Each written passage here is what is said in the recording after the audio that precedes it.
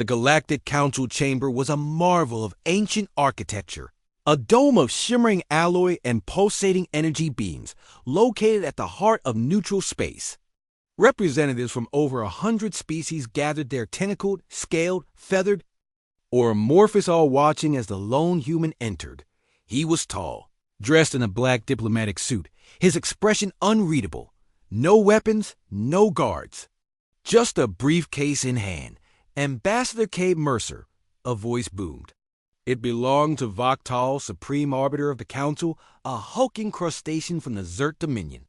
You are accused of espionage, destabilization, and unauthorized technological interference in sovereign species. Cade didn't flinch. I am here under diplomatic immunity and full peace protocol. I request a proper hearing. The council chamber's air thickened as murmurs rippled through the crowd. Vaktal slammed the claw onto his platform. Denied.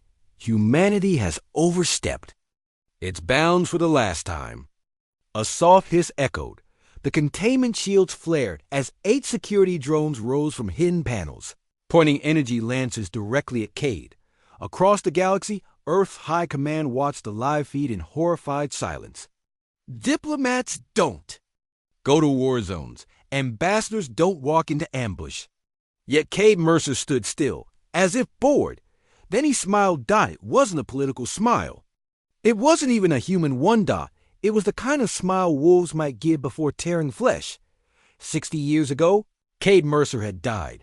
On record. In reality, he had been reborn in the Black Cellars, Orcs Covert Division, Thanatos Initiative, where soldiers weren't trained, but forged, gene-hacked, enhanced, taught every known form of alien, psychology, and every unknown method of neutralization.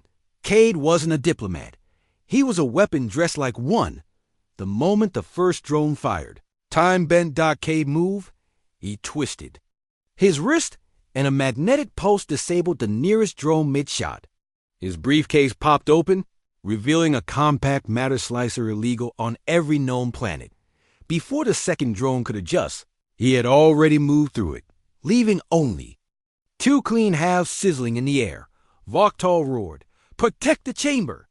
But it was too late. One after another, the guards fell. Not killed, not harmed. Erased. Double quotes human, shouted a Lurvian delegate. This is a declaration of war. No, Cade replied calmly. This is a response. He activated a small device. From his pocket, a hologram of a human colony, burned to ash, families dead, crops salted with nanoviruses. This was your council's doing. You sanctioned it. You armed the raiders. You signed the death orders. Another projection emerged. Alien Council signatures. Confidential communications. Vaktal's crest. You killed thousands under the assumption that humanity was still soft, that we'd still negotiate, that we beg. Cade stepped onto the central platform, looking down at them all. You mistook manners for weakness. That was your first mistake. By now, council guards had breached the chamber doors, but Cade raised a single hand. The walls pulsed. Lights flickered. The entire chamber locked down. Nanotraps in your ventilation. Silent. Scentless. You inhaled them when I walked in. Your AI is compromised. Your systems answer to mine now. You're bluffing. One of the delegates cried out. Cade didn't answer. He simply turned, raised a hand, and a section of the chamber wall dissolved, revealing a human stealth dreadnought hovering silently in orbit. Its weapons were primed. Gasps erupted across the room. You brought a warship? Someone shrieked. Double quotes no, Cade said coldly. I brought a reminder. For a moment, silence dominated. Then, slowly, Cade placed the matter slicer back into his case and looked at the stunned faces of the galaxy's most powerful. We offered peace. For a century, we obeyed every law. We paid tribute. We bowed. We signed your treaties. We trusted you. He leaned in, his voice lower, darker. And now that trust is gone. Outside the chamber, the human dreadnought released a burst signal.